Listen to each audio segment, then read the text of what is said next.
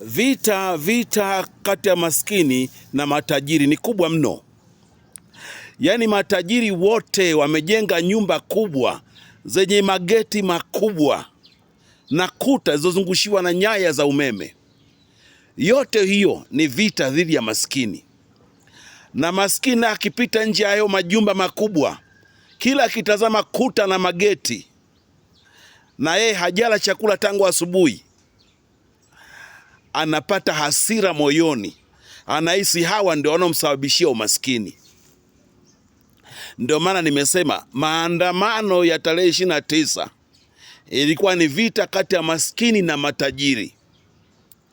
Yaani maskini alihakikisha kwamba anavamia biashara zote za matajiri, na mpaka leo matajiri ndio wamebaki na hasira na chuki kwa kuharibiwa miradi yao.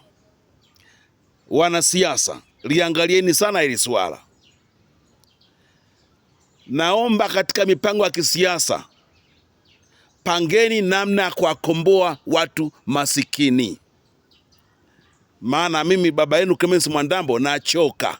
Asanteni.